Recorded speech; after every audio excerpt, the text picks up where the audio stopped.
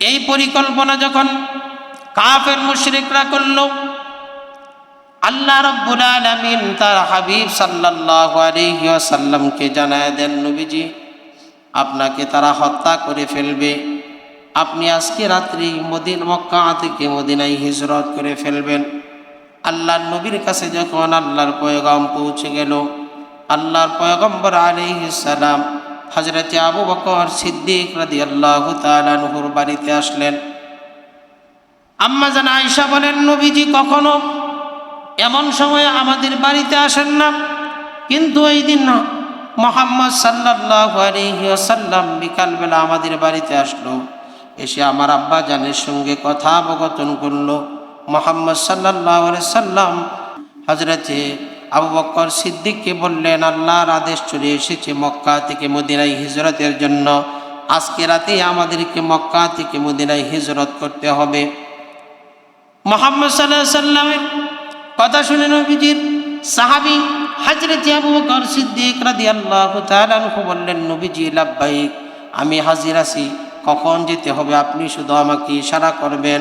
আল্লাহর নবী সাল্লাল্লাহু আলাইহি সাল্লাম আরও পরামর্শ করলেন কোন দিক দিয়ে মক্কা থেকে মদিনায় যাওয়া যায়। আল্লাহর নবীকে হযরত আবু বকর সিদ্দিক পরামর্শ দিলেন, একজন কাফের মদিনার রাস্তা, বহু রাস্তা আছে, সমস্ত রাস্তা চিনে। আল্লাহর নবী সাল্লাল্লাহু আলাইহি সাল্লাম বললেন, তাকে ভাড়া করা হোক, তাকে টাকা দিয়ে কেনা হোক, যেন সে আমাদেরকে নিরাপদে মক্কা থেকে মদিনায় রাস্তার মধ্যে আমাদেরকে তুলে দেয়। আল্লাহর নবী সাল্লাল্লাহু আলাইহি সাল্লাম মক্কা থেকে মদিনায় হিজরতের পরামর্শ করে যখন আল্লাহর নবী বাড়িতে আসলেন, এসে হযরত আলী রাদিয়াল্লাহু তাআলা আনহুকে নবীজি ডাকলেন, আলী, আল্লাহর আদেশ হয়েছে আমাকে মক্কা থেকে মদিনায় হিজরত করতে হবে। আল্লাহর আদেশ যেহেতু হয়েছে আমাকে অবশ্যই আজকে রাত্রির মধ্যেই মক্কা থেকে মদিনায় হিজরত করতে হবে। এই যে তোমার কাছে কিছু জিনিসপত্র আমি দিয়ে দিলাম, এই জিনিসপত্রগুলা কাফের মুশরিকরা আমার কাছে আমানত রেখেছিল, আর এই লিস্টটি দিলাম, এই লিস্টির মধ্যে কার কার আমানত, কি কি আমানত, এই লিস্টিগুলো আছে। ও মুসলমান যুবক বন্ধুগণ, আমরা কেমন রসুল পেয়েছি যে রসুল কাফের মুশরিকদের আমানতগুলা পর্যন্ত হিজরতের সময় তিনি রেখে গিয়েছেন। সুবহানাল্লাহ।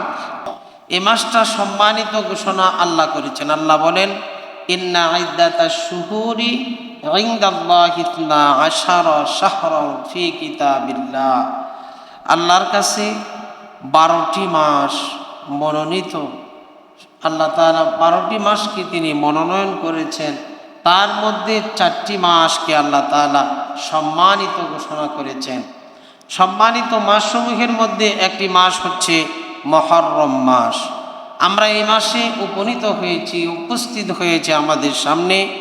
আমাদের মাঝখান থেকে 10 দিন চলে গেছে। আজকে মুহররমের 10 তারিখ, 10 মুহররম। মুহররম মাসের 10 তারিখ, এটা অনেক দিক থেকে ফজিলতপূর্ণ, অত্যন্ত গুরুত্বপূর্ণ দিন। আজকের এই দিন, এই দিনকে আশুরা বলা হয়। এই দিনকে কি বলা হয়? আশুরা। আশুরা শব্দের অর্থ হচ্ছে 10। আশরা শব্দের অর্থ কি? 10। আজকে হচ্ছে আশুরার দিন, 10ম দিন। এই দিনে কি কি ফজিলত, এই দিনে কি কি ঘটনা ঘটেছে, এটা নিয়ে আমাদের মধ্যে মতনৈক্য আছে। কেউ কেউ মনে করেন যে মনে হয় শুধু এই দিনে কারবালা নামক যে একটি ঘটনা, মর্মান্তিক ঘটনা, যেটা হযরত হুসাইন রাদিয়াল্লাহু তাআলা আনহুর সঙ্গে হয়েছে, অনেকেই মনে করে আশুরা মানেই হচ্ছে কারবালা। আশুরা মানেই কি? কারবালা। এটা অনেকেই মনে করে, অথচ আশুরা এটা পালিত হচ্ছে কারবালা ঘটনার সংঘটিত হওয়ারও বহু বছর আগ থেকে। কারবালা সংঘটিত হয়েছে 61 হিজরিতে, নবীজির ইন্তেকালের প্রায় 50 বছর পরে কারবালা সংঘটিত হয়েছে। এর আগেই তো নবীজি আশুরার কথা তিনি সাহাবীদেরকে বলেছেন, আমাদেরকে তিনি নির্দেশ দিয়েছেন। আশুরার এটা কখন থেকে শুরু হয়েছে? নবীজি যখন হিজরত করলেন, হিজরত করে যখন নবীজি মদিনায় গেলেন, নবীজি মদিনাতে গিয়ে দেখে কিছু মানুষ এই দিন রোজা রাখে, 10 মুহররম আশুরার দিনে রোজা রাখে। আল্লাহ নবী তাদেরকে জিজ্ঞাসা করলেন যে তোমরা কেন রোজা রাখছ, আজকের এই দিনে তোমরা রোজা কেন রাখছ? রোজাদার ব্যক্তিরা উত্তর দিয়েছে যে আমরা এই জন্যে রোজা রেখেছি, আমাদের নবী মূসা আলাইহিস সালাম অর্থাৎ আমাদের যে গোত্রের নবী ছিলেন, বনি ইসরাইলের নবী হযরতে মূসা আলাইহিস সালাম এই দিনে ফেরাউনের কুমন্ত্রণা থেকে, ফেরাউনের ষড়যন্ত্র থেকে নীল নদের মতো বিশাল এক সমুদ্র, বিশাল এক সাগর আল্লাহর রহমতে আল্লাহ তাআলা তার হাবিব, তার পয়গম্বর মূসা আলাইহিস সালামকে এই দিনেই ফেরাউনের কাছ থেকে আল্লাহ তাআলা হেফাজত করেছেন। এজন্যে আমরা শুকরিয়া তান রোজা রাখি। আল্লাহ নবী বলছেন মূসা আলাইহিস সালামের সবথেকে বেশি হকদার হচ্ছে আমরা। আমি আগামী বছর আমাকে যদি আল্লাহ জীবিত রাখে তাহলে আমিও মূসা আলাইহিস সালামের এই শুকরিয়া তান, আল্লাহ তাআলা যে তাকে পার করেছিলেন, এই শুকরিয়া তান আমিও রোজা রাখবো এবং আমার সাহাবীরাও রোজা রাখবে। নবীজি বলছেন যে আমার ইহুদিরা যেহেতু একটি রোজা রাখে, ইহুদিদের সাথে তো আমাদের একটা গড় মিল, একটা তারতম্য থাকতেই হবে। এই জন্যে নবীজি বলছেন আমি যদি জীবিত থাকি তাহলে লাইম বাসাত্তা, আমি পৃথিবীতে যদি বাঁচি তাহলে আগামী বছর আমি 10 মুহররমের সাথে আরেকটি রোজা অ্যাড করব, 9 এবং 10 তারিখ আমি রোজা রাখব। তাতে বোঝা গেল 2টি রোজা মুহররমের। আশুরার রোজা কয়টি রাখতে হয় সবাই বলেন? কয়টি? 2টি রোজা। 2টি রোজা, এটা রসুলের সুন্নাহ। রসুল বলছেন আমি জীবিত থাকলে তাহলে আমি পরবর্তী বছরে আমি 2টি রোজা রাখবো। কেউ যদি ইচ্ছা করে 9 এবং 10 রোজা রাখবে বাস হবে। আবার যদি কেউ চিন্তা করে 10 এবং 11 এই দিন রোজা রাখবে, তাও কিন্তু রোজা আদায় হয়ে যাবে। এই রোজাগুলো রাখলে কি লাভ? আল্লাহ নবী বলছেন আফদালুস সিয়ামি বাদা রমাদানা শাহরুল্লাহিল মুহাররম। রমজানের রোজার পরে সবথেকে সর্বোত্তম রোজা হচ্ছে, গুরুত্বপূর্ণ রোজা হচ্ছে মুহররমের রোজা। সুবহানাল্লাহ। তাহলে মুহররমের রোজার দাম কম না বেশি? ইয়াউমু সিয়ামি আশুরা আহতাসিবু আলাল্লাহি আইয়ুকাফিরাস সানাতাল্লাতী ক্বাবলা। নবীজি বলেন কেউ যদি এই রোজা রাখে, আমি আশা রাখি আল্লাহ তাআলা তার পূর্বের 1 বছরের গুনাহ মাফের কারণ হয়ে যাবে। সুবহানাল্লাহ। তাহলে এই রোজাগুলো আমাদের গুরুত্ব সহকারে রাখার দরকার আছে না নাই? সম্মানিত হাজিরিন, তাহলে এটা নবীজি জীবিত থাকা অবস্থায় হিজরতের পরে নবীজি বলছেন। তাহলে আশুরা, এই যে আজকের এই দিন কি কারবালার কারণে দামি হয়েছে, না আশুরা মুহররম অর্থাৎ আল্লাহর নিয়ামতের কারণে দামি হয়েছে? আল্লাহর নিয়ামতে অসংখ্য অগণিত ঘটনা এই দিনে ঘটেছে, এই জন্যে আল্লাহ তাআলা এই দিনটাকে দামি বানিয়েছেন, সম্মানিত করেছেন। তবে এটাও বিশ্বাস করতে হবে যে কারবালার মতো ঘটনা এই দিন একটা মর্মান্তিক, নবীজির দৌহিত্র হযরতে হুসাইন রাদিয়াল্লাহু তাআলা আনহুকেও এই দিনই কিন্তু কারবালার প্রান্তরে শহীদ করা হয়েছে। এটাকে বিশ্বাস করতে হবে, কিন্তু এটা কোনো আমলীয় বিষয় নয়। সম্মানিত হাজিরিন, আমরা গেছে শুক্রবার আলোচনা করছিলাম হিজরত। আমার আপনার নবী হিজরত করেছেন। কখন হিজরত করলেন নবীজি? যখন নবীজি ইসলামের দাওয়াত মানুষের কাছে, মানুষের দ্বারে দ্বারে যখন নবীজি ইসলামের দাওয়াত পৌঁছানো শুরু করেছেন, কাফের মুশরিকরা দেখল যে ইসলামের পতাকার নিচে, ইসলামের ছায়াতলে মানুষের সমাগম বেশি হচ্ছে, দল বাড়ি হচ্ছে, আস্তে আস্তে দলবদ্ধ হচ্ছে, মানুষগুলা আস্তে আস্তে একটা গোষ্ঠীতে পরিণত হচ্ছে। তারা একটা সময় আমাদেরকে আক্রমণ করবে। কাফেররা চিন্তা করলো যে এদেরকে আর বাড়তে দেওয়া হবে না। মুহাম্মদ বলেন সাল্লাল্লাহু আলাইহি সাল্লাম, তার দলকে আর বাড়ি হইতে দেওয়া যাবে না। কাফের মুশরিকেরা নবীজিকে অত্যাচার, সাহাবীদেরকে অত্যাচার করা শুরু করলেন। আল্লাহর নির্দেশে আমাদের নবী মুহাম্মদ সাল্লাল্লাহু আলাইহি সাল্লাম আল্লাহ আদেশ করছেন, নবীজি আপনি আপনার সাহাবীদেরকে আস্তে আস্তে আপনি মদিনায় হিজরতের কথা বলেন। আল্লাহ নবী সাল্লাল্লাহু আলাইহি সাল্লামের সাহাবীদেরকে তিনি নির্দেশ দিলেন, সাহাবীরা তোমরা আস্তে আস্তে মদিনার দিকে যাও। সমস্ত সাহাবীরা বিভিন্ন পন্থা অবলম্বন করে তারা বিভিন্নভাবে মদিনায় যাওয়া শুরু করলো। এদিক দিয়ে কাফেররা আবার টের পাওয়া গেল যে মুহাম্মদ সাল্লাল্লাহু আলাইহি সাল্লামের সাহাবীরা মক্কা থেকে মদিনায় হিজরত শুরু করে দিয়েছে। তারা চিন্তা করলো যদি মুহাম্মদ মক্কা থেকে মদিনায় চলে যায় তাহলে আমাদের দুইটা দিকে সমস্যা হতে পারে, একটা হচ্ছে রাজনীতিক আর একটা হচ্ছে ব্যবসা বাণিজ্যিক। এই দুইটা জিনিসের দিকে আমাদের সমস্যা হতে পারে। রাজনীতিক যেটা তারা চিন্তা করছে ওখানে তো আউস আর খাজ্জাজ এরা খুব শক্তিশালী একটা গোষ্ঠী। মদিনায় যদি মুহাম্মদ সাল্লাল্লাহু আলাইহি সাল্লাম আর তার সাহাবীরা গিয়ে আউস আর খাজ্জাজ এদের সাথে মিলিত হয়ে যায় তাহলে এরা যদি যুদ্ধের ঘোষণা দেয় তাহলে আমরা সেই যুদ্ধে কখনো বিজয় অর্জন করতে পারবো না, কারণ তাদের শক্তি বেশি, দল বেশি, মত বেশি। তারা চিন্তা করলো মুহাম্মদ সাল্লাল্লাহু আলাইহি সাল্লাম ও তার সাহাবীদেরকে মদিনায় যাওয়ার সুযোগ দেওয়া যাবে না। তারা ষড়যন্ত্র শুরু করলো। আর ব্যবসায়িক যেটা সমস্যা, ব্যবসায়িক সমস্যা হচ্ছে মদিনার দিয়েই সিরিয়ায় ব্যবসার জন্য বাণিজ্যের জন্য যেতে হয়। যদি মুহাম্মদ সাল্লাল্লাহু আলাইহি সাল্লাম আর তার সাথীরা মদিনায় গিয়ে আশ্রয় গ্রহণ করে আর মদিনার আউস আর খাজ্জাজ এই গোষ্ঠী যদি এদের সাথে একত্রিত হয়ে যায় আর তাদের দল যদি ভারী হয়ে যায় তাহলে তো ব্যবসা বাণিজ্যের জন্যে মদিনা দিয়ে আর সিরিয়া যাওয়ার কোনো সুযোগ থাকবে না। এজন্য কাফেররা চিন্তা করলো যে মক্কা থেকে মদিনায় মুহাম্মদরে যাইতে দেওয়া যাবে না। তারা পরামর্শ করলো, দারুন নাদওয়ায় একটা সভা অনুষ্ঠিত হলো, বিশাল প্রোগ্রাম হলো, সেখানে সমস্ত গোত্রের লোকেরা উপস্থিত হলো। সেখানে ইবলিস শয়তানও একটা গোত্রের অধিবাসী হয়েছেও আয়েশা এই সবার মধ্যে অংশগ্রহণ করলেন। পরামর্শ শুরু হয়েছে কি করা যায়, মুহাম্মদ তো বেশি বাড়াবাড়ি করছে, মুহাম্মদ তো মদিনায় চলে যাবে, মদিনায় চলে গেলে আমাদের জন্য আরও বিপদ, কারণ মুহাম্মদ মদিনায় গেলে মদিনার মানুষ যদি তাদেরকে গ্রহণ করে তাহলে তো আমাদের অস্তিত্ব থাকবে না, আমাদেরকে বিলীন করে দেওয়া হবে, আমাদের অস্তিত্ব বিলীন হয়ে যাবে।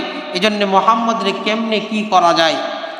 একজন পরামর্শ দিল, যেহেতু মুহাম্মদ মক্কা থেকে বিশৃঙ্খলা সৃষ্টি করে তাহলে মুহাম্মদ কোনো একটা রাষ্ট্রে চলে যাক, তাকে আমরা কোনো একটা রাষ্ট্রে যাইতে দেই, অসুবিধা নাই, সে কোনো একটা রাষ্ট্রে চলে যাক, তাকে আমরা পথ করে দেই।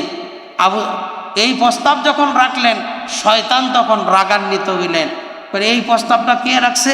কয় অমুক রাখছে। এই প্রস্তাবটা অত্যন্ত ঘৃণিত, এই প্রস্তাবটা কোনোভাবেই এখানে প্রস্তাবনার মধ্যে আসতে পারে না, এর থেকেও কঠিন কোনো প্রস্তাব যদি পদক্ষেপ থাকে সেটা বলা যেতে পারে। একে একে সমস্ত গোত্রের লোকেরা তারা বলা শুরু করলো যে এই পদ্ধতিতে আমরা কি করব, মুহাম্মদ সাল্লাল্লাহু আলাইহি সাল্লামের এই দাওয়াতি মিশন। কেউ কেউ বলল তাকে হত্যা করে ফেলা হবে। একজন গোত্র থেকে যখন বলল যে এক কাজ করা যাক, মুহাম্মদ রে আমরা এই দুনিয়াতে বাঁচিয়ে না রাখি, তাকে হত্যা করে ফেলি।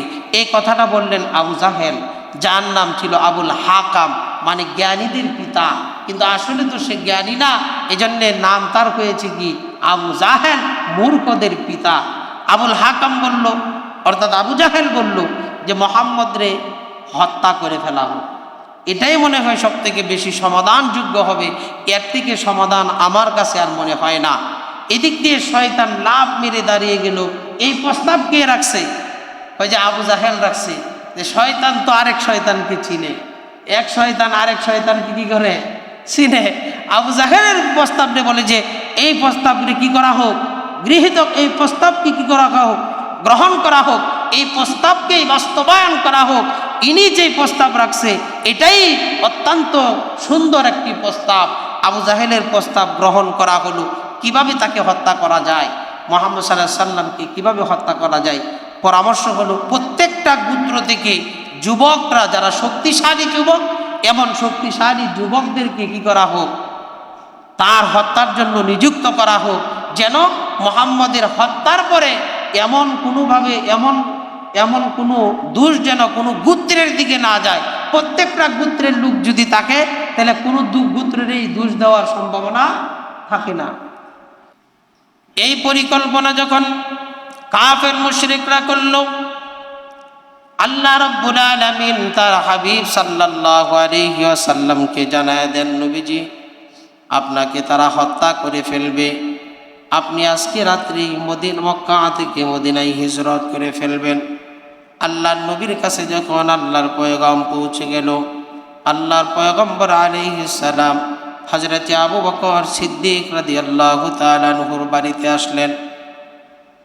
আম্মা জান আয়েশা বলেন, নবীজি কখনো এমন সময় আমাদের বাড়িতে আসেন না, কিন্তু এই দিন না মুহাম্মদ সাল্লাল্লাহু আলাইহি ওয়াসাল্লাম বিকালবেলা আমাদের বাড়িতে আসলো, এসে আমার আব্বা জানের সঙ্গে কথাবকথন করলো। মুহাম্মদ সাল্লাল্লাহু আলাইহি সাল্লাম হযরতে আবু বকর সিদ্দিককে বললেন, আল্লাহর আদেশ চলে এসেছে মক্কা থেকে মদিনায় হিজরতের জন্য, আজকে রাতে আমাদেরকে মক্কা থেকে মদিনায় হিজরত করতে হবে। মুহাম্মদ সাল্লাল্লাহু আলাইহি সাল্লামের কথা শুনে নবীজির সাহাবী হযরত আবু বকর সিদ্দিক রাদিয়াল্লাহু তাআলা আনহু বললেন, নবীজি লাব্বাইক, আমি হাজির আছি, কখন যেতে হবে আপনি শুধু আমাকে ইশারা করবেন। আল্লাহর নবী সাল্লাল্লাহু আলাইহি সাল্লাম আরও পরামর্শ করলেন কোন দিক দিয়ে মক্কা থেকে মদিনায় যাওয়া যায়। আল্লাহর নবীকে হযরত আবু বকর সিদ্দিক পরামর্শ দিলেন, একজন কাফের মদিনার রাস্তা, বহু রাস্তা আছে, সমস্ত রাস্তা চিনে। আল্লাহর নবী সাল্লাল্লাহু আলাইহি সাল্লাম বললেন, তাকে ভাড়া করা হোক, তাকে টাকা দিয়ে কেনা হোক, যেন সে আমাদেরকে নিরাপদে মক্কা থেকে মদিনায় রাস্তার মধ্যে আমাদেরকে তুলে দেয়। আল্লাহর নবী সাল্লাল্লাহু আলাইহি সাল্লাম মক্কা থেকে মদিনায় হিজরতের পরামর্শ করে যখন আল্লাহর নবী বাড়িতে আসলেন, এসে হযরত আলী রাদিয়াল্লাহু তাআলা আনহুকে নবীজি ডাকলেন, আলী, আল্লাহর আদেশ হয়েছে আমাকে মক্কা থেকে মদিনায় হিজরত করতে হবে। আল্লাহর আদেশ যেহেতু হয়েছে আমাকে অবশ্যই আজকে রাতের মধ্যেই মক্কা থেকে মদিনায় হিজরত করতে হবে। এই যে তোমার কাছে কিছু জিনিসপত্র আমি দিয়ে দিলাম, এই জিনিসপত্রগুলা কাফের মুশরিকরা আমার কাছে আমানত রেখেছিল, আর এই লিস্টটি দিলাম, এই লিস্টির মধ্যে কার কার আমানত, কি কি আমানত, এই লিস্টিগুলো আছে। ও মুসলমান যুবক বন্ধুগণ, আমরা কেমন রসুল পেয়েছি যে রসুল কাফের মুশরিকদের আমানতগুলা পর্যন্ত হিজরতের সময় তিনি রেখে গিয়েছেন। সুবহানাল্লাহ, কত দয়ালু নবী, কত মহাব্বত। আমরা হলে কি করতাম, যে তোমরা আমাকে হত্যা করতে চাও আর তোমাদের সম্পদ আমি ফিরাইয়া দিব, পশ্চিমকালেও সম্ভব না। সমস্ত সম্পদ আমি লুণ্ঠন করে নিয়ে চলে যাব, কারণ তোমরা আমাকে হত্যা করতে চাও, তোমরা এত জঘন্য কাজ করতে চাও, তোমাদের সম্পদ আমরা ফেরত দিব, আমি ফেরত দিব, কোনোভাবেই সম্ভব হতে পারে না। মুহাম্মদ সাল্লাল্লাহু আলাইহি সাল্লাম তিনি ইসলামকে কত ভালোবাসতেন, ইসলামের বিধিবিধান, ইসলামের নিয়ম কারণ, হালালকে কত তিনি পছন্দ করতেন। তিনি হযরত আলীকে বললেন, এই যে লিস্ট আমি রেখে গেলাম আর এই সম্পদ রেখে গেলাম, কাফের মুশরিকরা আমাকে আলামিন বলে তারা উপাধি দিয়েছিল, বিশ্বাসই বলেছিল। এই জন্যে কাফেররা আমার কাছে বিভিন্ন সময় বিভিন্ন জিনিস জমা রাখতো, আমানত রাখতো।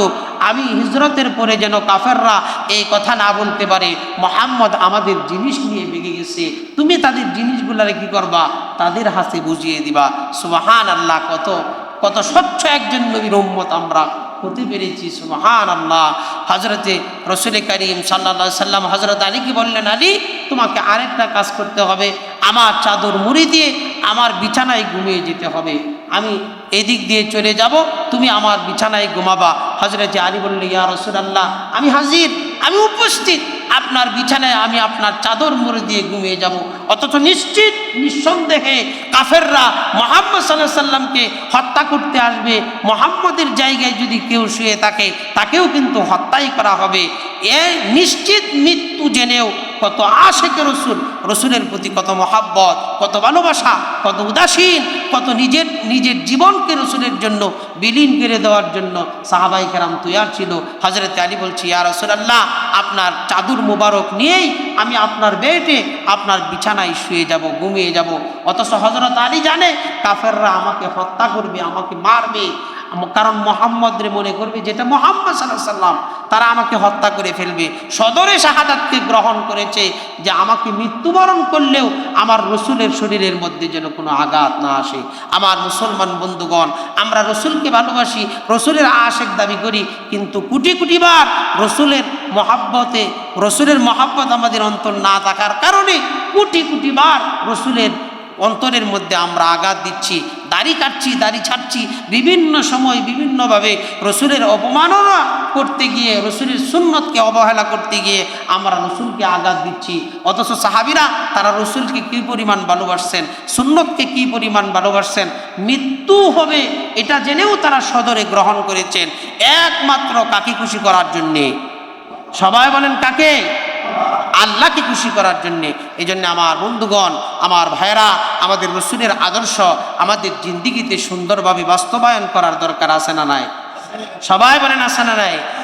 আমাদের প্রত্যেকটা জিন্দিগিতে, আমার পারিবারিক জিন্দিগিতে, আমার পারিবারিক জীবনে, আমার অর্থনৈতিক জীবনে, আমার ব্যবসায়িক জীবনে, আমার প্রত্যেকটা ক্ষেত্রে রসুলের সুন্নতকে আমার অবশ্যই বাস্তবায়ন করতেই হবে। যদি আমরা করতে পারি তাহলে সাহাবীদের মতো এই দুনিয়া থেকে জান্নাতের সার্টিফিকেট নিয়ে যাওয়া আমাদের জন্য সহজ হয়ে যাবেন। আমরা করতে রাজি আছি তো ইনশাআল্লাহ? আল্লাহর নবীর সাহাবী হযরত আলী, তিনি চাদর দিয়ে শুয়ে পড়লেন। আল্লাহর রসুল দেখলেন চারদিকে সমস্ত কাফেররা ঘিরা করে ফেলেছে তার বাড়ি গৃহ, তার রাস্তা বন্ধ করে দিয়েছে। রসুল কোনোভাবেই কোনো ক্রমেই এই ঘর থেকে বের হলেই তাকে হত্যা করা হবে। কাফেররা তাকে চারদিকে আটকে ফেলেছে, আবদ্ধ করে ফেলেছে। আল্লাহ তখন আদেশ করলেন, ওয়াজআলনা মিন বাইনি আইদিহিম সাদ্দাও ওয়া মিন খালফিহিম সাদ্দাও ফাগশাইনাহুম ফাহুম লা ইবসিরুন। নবীজি আপনি এই আয়াত তেলাওয়াত করুন, আর এক মুষ্টি বালু নিন, ফু দিন, এই বালুগুলা ছিটিয়ে দিন। আল্লাহর রসুল আয়াত পড়লেন আর বালুগুলোর মধ্যে ফু দিলেন, বালুগুলা ছিটিয়ে দিলেন। সমস্ত কাফেরদের চোখের মধ্যে গিয়ে লেগে গেল। কাফেররা আর চোখ দিয়ে কিছু দেখার মতো কিছুক্ষণের জন্য তাদের দৃষ্টিশক্তি হারিয়ে ফেলল। রাসূলুল্লাহ সাল্লাল্লাহু আলাইহি সাল্লাম তিনি সদরেই সুন্দরভাবেই ঘর থেকে বের হয়ে হযরতে আবু বকর সিদ্দিকের বাড়িতে গিয়ে তিনি দরজায় কড়া নাড়ালেন। আবু বকর ঘর থেকে বের হলেন। আবু বকরকে নিয়ে তিনি রওনা করলেন। যেদিক দিয়ে মদিনায় যেতে হবে সেদিক দিয়ে না, অন্য একটা রাস্তা অবলম্বন করে তিনি হযরতে আবু বকর সিদ্দিককে নিয়ে রওনা করলেন। আবু বকর সিদ্দিককে নিয়ে যখন রওনা করছেন, রওনা করতে করতে সকাল যখন হয়ে গেল, সূর্য যখন উদিত হবে, এমন মুহূর্তে হযরতে আবু বকর বলছি, ইয়া রাসূলুল্লাহ, আমরা এখন আর দিনের আলোতে বাহিরে থাকলে আমাদের জন্য বড় খারাপ, কারণ চারদিকে কাফের মুশরিকরা রাত্রি থেকে আমাদেরকে তারা তালাশ করা শুরু করে দিয়েছে, খোঁজাচুরি করে দিয়েছে। কাফেররা আমাদেরকে দেখে ফেলবে, আমাদেরকে এই মুহূর্তে নিরাপদ স্থানে, নিরাপদ জায়গায় অবস্থান করতে হবে। আল্লাহর নবীকে বললেন, ওগো আল্লাহর নবী, আমি দেখছি সুর পাহাড় দেখা যায়। আল্লাহর নবীকে বললেন, নবীজি এই সুর পাহাড়ে একটা গর্ত আছে, এই গর্ততে চলেন দেখি আমরা এখানে গিয়ে অবস্থান করা যায় কিনা।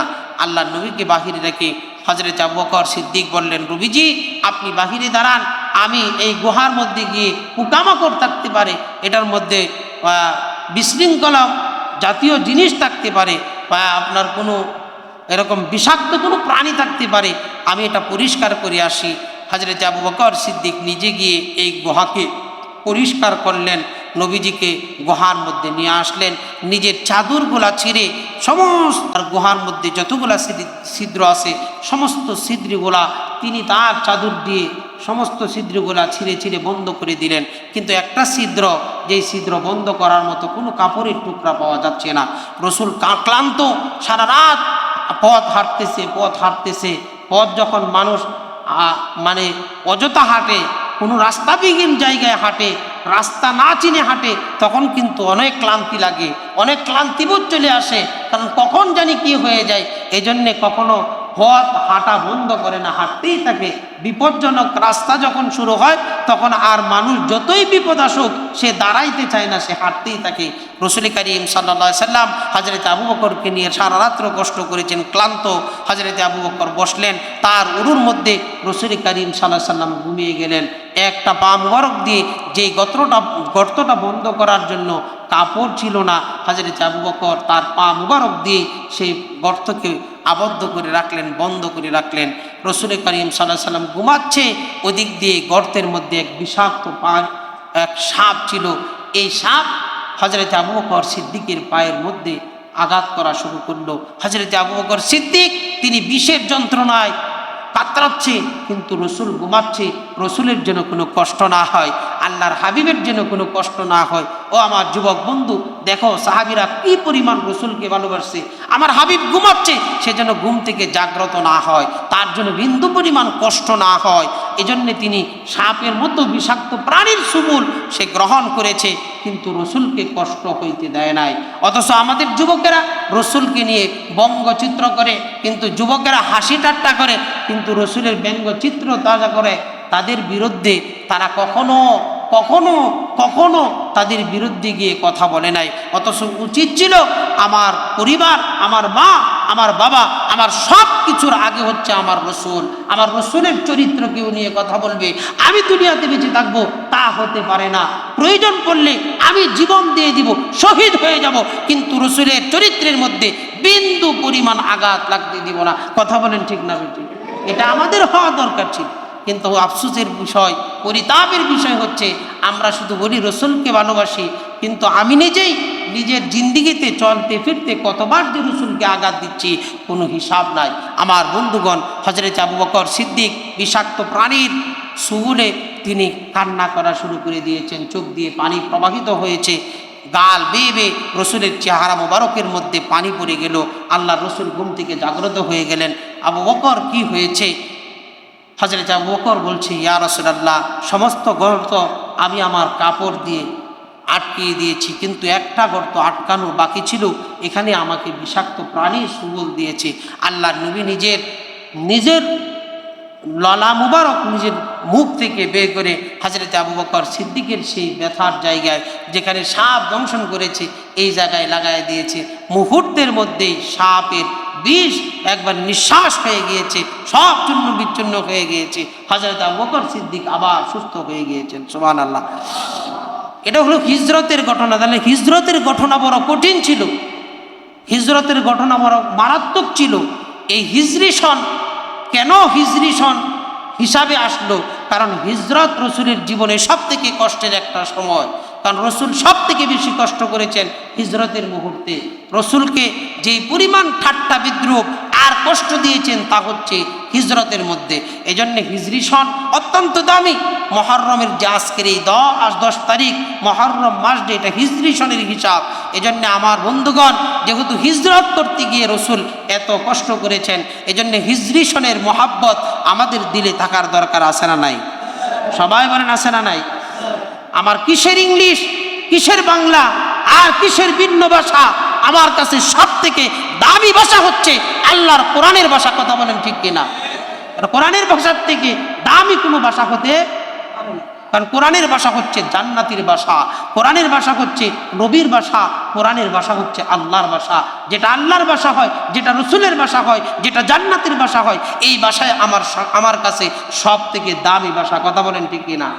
এজন্য আমার বন্ধুগণ, হিজরতকে আমাদের ধারণ করতে হবে, হিজরতের প্রত্যেকটা কাজকে আমাদের প্রত্যেকের জিন্দিগিতে আনতে হবে, রসুলের মহাব্বত এশক আমাদের দিলের মধ্যে ঢুকাতে হবে। চলুন এবার আমরা আলোচনা করি হিজরতের আলোচনার পরে। আজকে যেহেতু আমি এটা বিস্তারিত সর্বশেষ আলোচনা করে শেষ করতে পারছি না, কারণ আজকেই তো মহরমের 10 তারিখ, কারবালা, সুহাদায়ে কারবালা। অনেকেই মনে করে যে আজকের এই দিনে মনে হয় শুধু কারবালা নামক যে ঘটনাটা, এই ঘটনাটাই ঘটেছে। বিষয়টা কিন্তু এমন নয়। তবে এটাও ঠিক যে এই দিনে হযরত হুসাইন রাদিয়াল্লাহু তাআলা আনহু মর্মান্তিকভাবে তাকে শহীদ করা হয়েছে, তাকে ধ্বংস করে দেওয়া হয়েছে। তার সন্তান, তার বিবিদেরকে পর্যন্ত এই দিনে হত্যা করা হয়েছে। এটা আমাদের জন্য বড় বিদায়ক ঘটনা, বড় যন্ত্রণাদায়ক ঘটনা, বড় কষ্টের ঘটনা। এটাও আমাদেরকে মনে রাখতে হবে। পাশাপাশি এই কারবালার ঘটনা কোন জায়গা থেকে সংগঠিত হয়েছে এই ইতিহাস আমরা জানি না। আপনারা জানেন? আমরা মনে করি ফোরাত নদীর পানির কারণে আমাদের কারবালা সংগঠিত হয়েছে। বিষয়টা এমন নয়। ফোরাত নদীর পানি তো কারবালা সংগঠিত হওয়ার পরে দরকার ছিল, এই আর আগ মুহূর্তে দরকার ছিল। এটার জন্যে কিন্তু কারবালা সংগঠিত হয় নাই। কারবালা সংগঠিত হওয়ার ইতিহাস যদি আপনাকে জানতে হয়, তাহলে রসুলের ইন্তেকালে চলে যেতে হবে। আমার আপনার রসুল পৃথিবী থেকে বিদায় নিয়েছে যখন সাহাবীরা চিন্তা করলো, যেহেতু আল্লাহর রসুল এই পৃথিবী অর্থাৎ এই দেশ মক্কা মদিনা সহ এই দেশকে তিনি যেহেতু শাসন করেছেন, গোত্রতান্ত্রিক ব্যবস্থাকে তিনি পরিবর্তন করে আপনার গণতান্ত্রিক ব্যবস্থা যখন যেহেতু ব্যবস্থা কায়েম হয়েছে, গোত্রতান্ত্রিক একটা সময় ছিল গোত্রতান্ত্রিক ব্যবস্থা, লিডার ছিল গোত্রের, যেমন এই গোত্রের এই লিডার, অমুক গোত্রের অমুক লিডার, তমুক গোত্রের তমুক লিডার, তমুক গোত্রের তমুক লিডার। একটা সময় মক্কাতে গোত্রতান্ত্রিক লিডার ছিল। আল্লাহর রসুল এই গোত্রতান্ত্রিক লিডার থেকে বাদ দিয়ে তিনি ইসলাম এবং কোরআনকে কায়েম করে ইসলামী শাসনতন্ত্র তিনি ব্যবস্থা করেছেন। ইসলামী শাসনতন্ত্র তিনি ব্যবস্থা করে পৃথিবীর মানুষকে ঐক্য, এক এবং অভিন্ন করে দিয়েছেন। এখন সেখানে ছিল না কোনো মানুষের কোলাহল, কোনো ছিল না ধ্বংস, কেউ কাউকে আঘাত করতে পারতো না। ইসলামী শাসন ব্যবস্থা তিনি কায়েম করেছেন। আল্লাহর নবী যখন পৃথিবী থেকে বিদায় নিল, সাহাবীরা চিন্তা করলো আল্লাহর নবীর ইন্তেকালের পরে এই গোত্রতান্ত্রিক ব্যবস্থা যেহেতু পরিবর্তন হয়ে ইসলামী শাসনতন্ত্র যেহেতু ব্যবস্থা হয়েছে, এই ব্যবস্থাকে ধরে রাখতে হবে। এজন্য আমাদেরকে খেলাফত নিযুক্ত করতে হবে, খলিফা নিযুক্ত করতে হবে। সবাই পরামর্শ করা হলো, 3 দিন 4 দিন 5 দিন পর্যন্ত পরামর্শ হলো। পরামর্শ করে দেখা গেল যে একজন খলিফা নিযুক্ত করা হোক। খলিফা কে হতে পারে? হযরত আবু বকর সিদ্দিক রাদিয়াল্লাহু তাআলা আনহু, তিনি ইসলামের প্রথম খলিফা। বলেন তো দেখি ইসলামের প্রথম খলিফার নাম কি? সবাই বলেন। হযরত আবু বকর সিদ্দিক রাদিয়াল্লাহু তাআলা। সমস্ত সাহাবীরা হযরত আবু বকর সিদ্দিক রাদিয়াল্লাহু তাআলা আনহুর খেলাফতকে গ্রহণ করলেন। সবাই হযরত আবু বকর সিদ্দিক রাদিয়াল্লাহু তাআলা আনহুর কাছে বয়াত গ্রহণ করলেন। সবাই বয়াত হইলেন। হযরত আবু বকর সিদ্দিক রাদিয়াল্লাহু তাআলা আনহু তিনি 2 বছর পর্যন্ত খেলাফতের দায়িত্বের মধ্যে সম্মুখীন ছিলেন। হযরত আবু বকর সিদ্দিক রাদিয়াল্লাহু তাআলা আনহু যখন তিনি অসুস্থ হয়ে গেলেন, হযরত আবু বকর সিদ্দিক রাদিয়াল্লাহু তাআলা আনহু তিনি মানুষের সাথে পরামর্শ করলেন, সাহাবীদের সঙ্গে পরামর্শ করলেন, আমার ইন্তেকালের পরে এই খেলাফতের দায়িত্ব কে পালন করবে? সমস্ত সাহাবীদের মতামত নিয়ে হযরত আবু বকর সিদ্দিক রাদিয়াল্লাহু তাআলা আনহু হযরত ওমর রাদিয়াল্লাহু তাআলা আনহুকে পরবর্তী খেলাফতের আসনে বসানোর জন্য সিদ্ধান্ত গ্রহণ করেন। যে আমার মৃত্যুর পরে হযরত আবু বকর সিদ্দিক রাদিয়াল্লাহু তাআলা আনহু বললেন, আমার মৃত্যুর পরে ইন্তেকালের পরে হযরত ওমর রাদিয়াল্লাহু তাআলা আনহু খেলাফতের দায়িত্ব পালন করবেন। হযরত আবু বকর সিদ্দিক রাদিয়াল্লাহু তাআলা আনহু দুনিয়া থেকে বিদায় নিয়ে নিলেন। বিদায় নেওয়ার পরে খেলাফতের দায়িত্ব পালন করেন হযরত ওমর রাদিয়াল্লাহু তাআলা আনহু। হযরত ওমর রাদিয়াল্লাহু তাআলা আনহু প্রায় 10 বছর পর্যন্ত তিনি খেলাফতের দায়িত্ব পালন করেন। ইসলামের সমসীন যেই পতাকা আস্তে আস্তে বাড়তে শুরু করলো, ইসলামের রাজত্ব আরও বৃদ্ধি হওয়া শুরু হল। প্রায় অর্ধ পৃথিবী জুড়ে তিনি শাসন ব্যবস্থাকে কায়েম করে ফেললেন। হযরত আবু বকর সিদ্দিক রাদিয়াল্লাহু তাআলা আনহু ইন্তেকাল করে ফেললেন। হযরত আবু বকর সিদ্দিক রাদিয়াল্লাহু তাআলা আনহু ইন্তেকালের আগে তিনি পরামর্শ করলেন, আমার পরে কে খেলাফতের দায়িত্ব পালন করতে পারে? সমস্ত সাহাবীদের মতামত নিয়ে হযরত ওসমান ইবনে আফফান রাদিয়াল্লাহু তাআলা আনহুকে খেলাফতের আসনে সম্মুখীন হওয়ার জন্য তিনি নির্দেশ দিয়ে গেলেন। হযরত ওমর রাদিয়াল্লাহু তাআলা আনহু দুনিয়া থেকে বিদায় নেওয়ার পরে হযরত ওসমান ইবনে আফফান রাদিয়াল্লাহু তাআলা আনহু তিনি খেলাফতের আসনে বসলেন। তিনিও দীর্ঘদিন পর্যন্ত খেলাফতের আসনে ছিলেন। প্রায় 12 বছর পর্যন্ত তিনি খেলাফতের দায়িত্ব পালন করলেন। কিছু মানুষ হযরত ওসমান ইবনে আফফান রাদিয়াল্লাহু তাআলা আনহুর বিরুদ্ধে চলে গেল। তারা হযরত ওসমান রাদিয়াল্লাহু তাআলা আনহুকে হত্যার ষড়যন্ত্র করা শুরু করলো। হযরত ওসমান রাদিয়াল্লাহু তাআলা আনহু হজের মৌসুম যখন মক্কায় হজের মৌসুম শুরু হয়ে গেল, মদিনা থেকে সমস্ত সাহাবীরা মক্কায় চলে গেল। এমন মুহূর্তে হযরত ওসমান রাদিয়াল্লাহু তাআলা আনহুকে শহীদ করে দেওয়া হয়েছে, হত্যা করে দেওয়া হয়েছে। হযরত ওসমান রাদিয়াল্লাহু তাআলা আনহু হত্যার পরে সাহাবীরা বসে চিন্তা করলো তাকে কাকে খেলাফতের দায়িত্ব দেওয়া যায়। হযরত ওসমান রাদিয়াল্লাহু তাআলা আনহু ইন্তেকালের পরে সাহাবীরা চিন্তা করে দেখলো খেলাফতের আসনে হযরত আলী রাদিয়াল্লাহু তাআলা আনহুকে বসানো হোক। হযরত আলীকে খেলাফতের আসনে বসানো হলো। হযরত আলীর কাছে সমস্ত সাহাবীরা বয়াত গ্রহণ করলো, সমস্ত এলাকার মানুষ বয়াত গ্রহণ করলো, কিন্তু বয়াত গ্রহণ করলেন না হযরতে মুআবিয়া রাদিয়াল্লাহু তাআলা আনহু, তিনি কিন্তু হযরতে আলী রাদিয়াল্লাহু তাআলা আনহুর কাছে খেলাফত গ্রহণ করলেন না, অর্থাৎ বয়াত গ্রহণ করলেন না। হযরত আলী ছাড়া হযরতে মুআবিয়া ছাড়া সমস্ত মানুষ হযরতে আলীর কাছে খেলাফত অর্থাৎ বয়াত গ্রহণ করলেন, বয়াত করলেন। আগের যুগের নিয়ম ছিল যেই খেলাফতের আসনে সমুসীন হবে তার কাছে সবাই কি করতে হবে? বয়াত গ্রহণ করতে হবে। যেমন হযরতে আবু বকরের কাছে সমস্ত মানুষ বয়াত গ্রহণ করছে, তিনি ইন্তেকালের পরে হযরতে উমরের কাছে সবাই, খেলাফত যখন তিনি পালেন সমস্ত মানুষ তার কাছে বয়াত গ্রহণ করেছে। হযরতে উমর যখন ইন্তেকাল করছে, উসমান যখন খেলাফতের আসনে আসলেন তার কাছে সমস্ত মানুষ কি করছে? বয়াত গ্রহণ করেছে। হযরতে উসমান যখন ইন্তেকাল করলো, তাকে যখন হত্যা করে দেওয়া হলো, শহীদ করে দেওয়া হলো, তখন হযরত আলীর কাছে সবাই বয়াত গ্রহণ করলেও মুআবিয়া তিনি বয়াত গ্রহণ করলেন না। অথচ তারা আত্মীয়, একই গোত্রের মানুষ, একই সুতার গাথা, কিন্তু গোত্রর মানুষ হলেও তিনি বয়াত গ্রহণ করেননি। কেন? তিনি বললেন, আমি আপনার কাছে বয়াত গ্রহণ করতে পারি যখন আপনি উসমান হত্যার বিচার করবেন। যদি আপনি উসমান হত্যার বিচার করেন, হযরত আলীকে বললেন, যদি আপনি উসমান হত্যার বিচার করেন তাহলে আমি আপনার কাছে বয়াত গ্রহণ করতে কোনো অসুবিধা নাই। হযরত উসমান বললেন, আমি অবশ্যই হযরত আলী বললেন, আমি অবশ্যই উসমান হত্যার বিচার করব, কিন্তু দেশটাকে একটু, যেহেতু অগুছালো হয়েছে, এই দেশটাকে একটু শান্ত করতে হবে, এটা একটা স্থিরভাবে স্থিরত্ব নিয়ে আসতে হবে, এরপরে বিচার কার্যক্রম শুরু হবে। যেমন আমাদের দেশেও কিছুদিন পূর্বে দেখেন না, এরকম করে দেশ বিশৃঙ্খলা শুরু হয়েছে, তখনই কি উলটপালটভাবে বিচার কার্যক্রম শুরু হয়েছে? না, দেশটাকে স্থির রাখার জন্য কাউকে না কাউকে এই আসনের মধ্যে সমীসীন করেছে, সে এসে দেশটাকে শাসন করেছে, সে দেশটাকে সুন্দরভাবে স্থির করেছে, এরপরেই বিচার কার্যক্রম শুরু হয়েছে।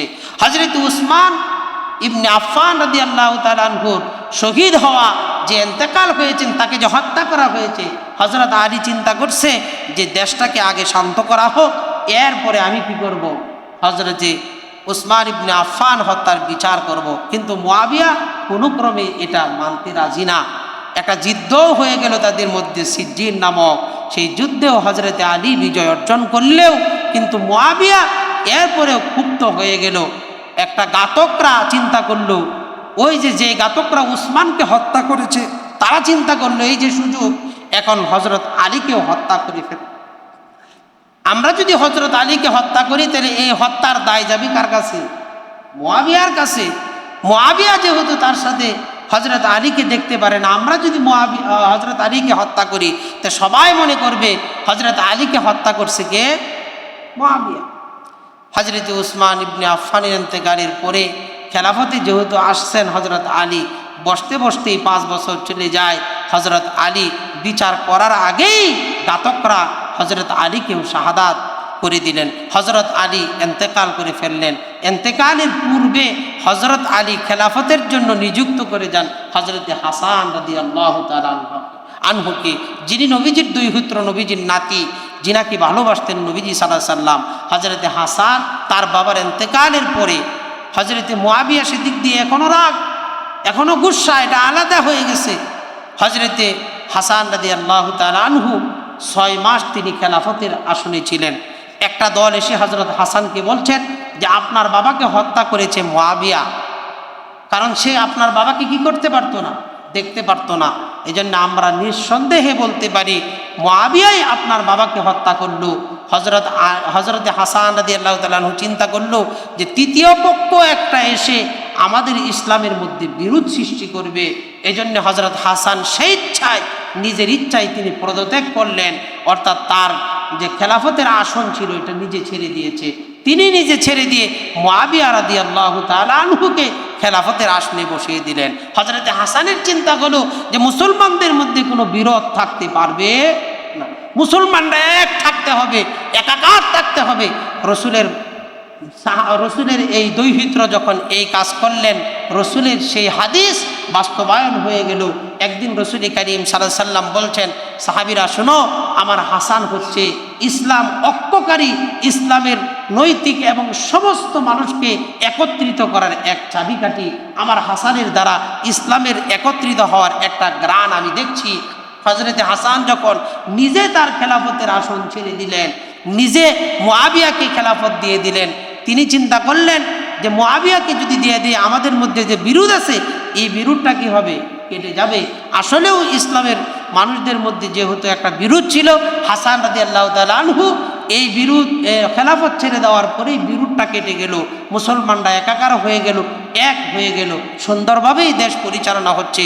হযরতে মুআবিয়া একজন জলিলুল কদর সাহাবী, কিছু কিছু ওয়াইজ, কিছু কিছু বক্তা, কিছু কিছু আলোচক, কিছু কিছু আলেম হযরতে মুআবিয়াকে গালি দেয়। আসলে যারা মুআবিয়াকে গালি দিবে তাদের ঈমান থাকবে না, কারণ মুআবিয়া হচ্ছেন জলিলুল কদর সাহাবী। মুআবিয়া হযরত আলীর বিরোধিতা করে নাই, হযরত আলীর খেলাফতের বিরোধিতা করে নাই, তার দাবি ছিল হত্যার বিচার। হযরতে মুআবিয়াকে জিজ্ঞাসা করছে, আপনি কি চান খেলাফতের আসনে বসতে আলীর জায়গায়? হযরতে মুআবিয়া বলছে, না, নিঃসন্দেহে আমার থেকে বেশি যোগ্যতা, আমার থেকে বেশি বাসসম্মতা, আমার থেকে বেশি হকদার হচ্ছে হযরত আলী খেলাফতের আসনে বসা। হযরতে মুআবিয়া স্পষ্ট করছেন, আমি খেলাফতের জন্য পাগল না, কিন্তু একজন সাহাবীর হত্যার বিচার আমি করতে চাই। এটাই তার মূল উদ্দেশ্য ছিল। হযরতে মুআবিয়া দেশকে পরিচালনা করছে। হযরতে মুআবিয়া রাদিয়াল্লাহু তাআলা আনহু দুনিয়া থেকে বিদায় নেওয়ার আগে তার ছেলে ইয়াজিদকে তিনি খেলাফত দিয়ে গেলেন। ইয়াজিদকে খেলাফত দেওয়ার পরে ইয়াজিদকে সবাই সিরিয়ার মানলেও মদিনা সহ মক্কার অনেক সাহাবীরা, প্রবীণ সাহাবীরা মানল না। এদিক দিয়ে কুফার মানুষরাও মানল না, কুফার অধিবাসী যারা তারাও মানল না। তারা না মানলে তারাও বয়াত গ্রহণ করে নাই। মদিনার অনেক সাহাবীরাও কি করে নাই? বয়াত গ্রহণ করে নাই। হযরতে হাসান দুনিয়া থেকে বিদায় নিয়েছে, এদিক দিয়ে হযরতে হুসাইন শুধু পৃথিবীতে জীবিত আছে। হযরতে হুসাইন রাদিয়াল্লাহু তাআলা আনহুর কাছে কুফার মানুষেরা চিঠি লেখা শুরু করলেন যে আপনি আমাদের কুফাতে আসেন, আপনি সিরিয়ায় আসেন, আপনার কাছে আমরা কি করব? বয়াত গ্রহণ করব। আমরা ইয়াজিদকে মানি না, ইয়াজিদকে আমরা গ্রহণ করি না, কারণ ইয়াজিদ হচ্ছে সন্ত্রাস, সেই ইসলামকে বিকৃতি ঘটাচ্ছে। ইসলামের নৈতিক যেই দায়িত্ব ছিল, ইসলামের যে সমসীন নিয়মতান্ত্রিক ছিল, এটাকে সে ধ্বংস করে দিচ্ছে। রাসূল করিম সাল্লাল্লাহু আলাইহি সাল্লামের রেখে যাওয়া ইসলামকে সে ধ্বংস করে ফেলছে। এজন্য আপনি আসেন, আপনার কাছে আমরা বয়াত গ্রহণ করব। হযরতে হুসাইন রাদিয়াল্লাহু তাআলা আনহুর কাছে তারা চিঠি লেখা শুরু করছে। এক দুইটা চিঠি না, হাজার হাজার চিঠি লিখলেন। হযরতে হুসাইন রাদিয়াল্লাহু তাআলা চিন্তা করলেন, যেহেতু এরা আমার কাছে শত শত চিঠি পাঠাচ্ছে, এরা আমার কাছে বয়াত গ্রহণ করবে, আমার নানার রেখে যাওয়া সম্পদ ইসলাম, আমার নানার রেখে যাওয়া সুন্দর ইসলাম, সুসংগঠিত ইসলাম, সুন্দর নিয়মতান্ত্রিক ইসলাম, এটাকে ইয়াজিদ নষ্ট করছে, এটা আমি জীবিত থাকতে হতে দিতে পারি না। তিনি তাদের চিঠিকে গ্রহণ করলেন।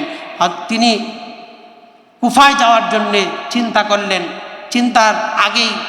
চিন্তা করার পরে তিনি চিন্তা করে দেখলেন যে আমি যাওয়ার আগে এখানে একটা লোক পাঠাই। তিনি তার চাচাতো ভাই মুসলিম বিন আকিলকে পাঠিয়ে দিলেন, যাও তুমি দেখো কুফার মানুষ আসলেও সত্যিই কি আমারে চায় কিনা, না শুধু শুধু তারা এই চিঠি দেয়। হযরতে হুসাইন রাদিয়াল্লাহু তাআলা আনহুর চাচাতো ভাই মুসলিম বিন আকিল তিনি গেলেন, কুফায় গিয়ে দেখলেন, থাইকা দেখলেন সব মানুষ হযরতে হুসাইনের পক্ষে হযরত মুসলিম বিন আকিলের কাছে বয়াত গ্রহণ করলেন। তারা তার কাছে থাকলেন, তাকে সহযোগিতা করতে শুরু করলেন। তখন গভর্নর ছিল আরেকজন, এজন্য তারা এই সহযোগিতাটা পেয়েছিল। মুসলিম বিন আকিল তিনি চিঠি লিখলেন, হযরত আপনি আসতে পারেন, মদিনা থেকে আপনি কুফায় আসতে পারেন। এই চিঠি হযরতে হুসাইনের উদ্দেশ্যে তিনি ছেড়ে দিয়েছে। এই মুহূর্তে ওই আপনার কুফার গভর্নর চেঞ্জ হয়ে গেল, গভর্নর হয়ে গেল উবাইদুল্লাহ বিন জিয়াদ। সে ইয়াজিদকে খুশি করতে চায়। আমাদের দেশে কিছু নেতা আছে না, যে সব কিছু করতে পারে, বড় নেতাকে খুশি করার জন্য প্রয়োজন পড়লে হত্যা পর্যন্ত করতে পারে, যে নেতা খুশি হবে আমার, আমার নেতাকে খুশি করার জন্যে প্রয়োজন পড়লে শত শত মানুষ আমরা মেরে ফেলবো, এরপরেও আমাকে নেতা খুশি করতে হবে। এই ধরনের মানুষ ছিল উবাইদুল্লাহ বিন জিয়াদ। সে চিন্তা করলো যেহেতু মুসলিম বিন আকিল এখানে আসছে আর হুসাইন আসতেছে খেলাফত নেওয়ার জন্যে, আমি এদিক দিয়ে মুসলিম বিন আকিলকে হত্যা করে ফেলি, আর আর হুসাইন রাদিয়াল্লাহু তাআলা আনহু আসবে এখানে, তার ব্যাপারে আমি কথা বলি, আমি ইয়াজিদের কাছে ভালো মন্ত্রী হিসাবে সমসীন হব, আমাকে সে ভালোবাসবে, আমারে ভালো পদমর্যাদা দিবে। এদিক দিয়ে মুসলিম বিন আকিলের সাথে অনেক সাহাবি, অনেক তার অনুসারী সব মিলে উবাইদুল্লাহ বিন জিয়াদের অর্থাৎ উবাইদুল্লাহ বিন জিয়াদের বাসভবন ঘেরাও করে ফেলছে। উবাইদুল্লাহ বিন জিয়াদ সে তার দ্বিতীয় তলা থেকে বাসভবন থেকে ঘোষণা দিছে, কুফার মানুষ লুবি আর কুফার মানুষ বেশি ভয় পা। উবাইদুল্লাহ বিন জিয়াদ এটা জানতো যে কুফার মানুষ ভয় পা আর লুবি। তিনি দ্বিতীয় তলা থেকে ঘোষণা দিলেন, এই যে কুফারবাসীর লোকেরা মুসলিম বিন আকিলের সহযোগিতায় তোমরা লেগেছ, হযরত হুসাইনকে তোমরা খেলাফতের আসনে বসাতে চাও, ইয়াজিদের বাহিনী আসতেছে, তোমাদেরকে নিঃশ্বাস করে ফেলা হবে, হত্যা করে দেওয়া হবে। হাজার হাজার বাহিনী ইয়াজিদ পাঠাই দিছে, আসলেও পাঠাচ্ছে না, ভয় দেখাচ্ছে উবাইদুল্লাহ বিন জিয়াদ। এই ভয়ে এক বাসনে কয়েক হাজার মানুষ একসাথে মুসলিম বিন আকিলকে রেখে চলে গেছে। সারা রাত্রে চলে যাইতে যাইতে যাইতে যাইতে একজন মানুষ মাত্র আছে, আর অবশেষে এই একজনও চলে গেছে। মুসলিম বিন আকিল একলা দাঁড়িয়ে আছে। তিনি একাই যুদ্ধ করলেন, জিহাদ করলেন, কিন্তু একা তো যুদ্ধ করা সম্ভব না। তাকে গ্রেফতার করা হলো, গ্রেফতার করে এক পর্যায়ে তাকে হত্যা করে দেওয়া হলো। আমার মুসলমান বন্ধুগণ, আমার ভাইয়েরা, আমরা এই কারবালার ইতিহাস নিয়ে সামনে শুক্রবার আরও কিছু আলোচনা আছে, আমরা করব। দীর্ঘ সময় হয়ে গেছে, প্রায় 25 বেজে গেছে। আমি আসলেও খেয়াল করি নাই ইতিহাসটা বলতে গিয়ে।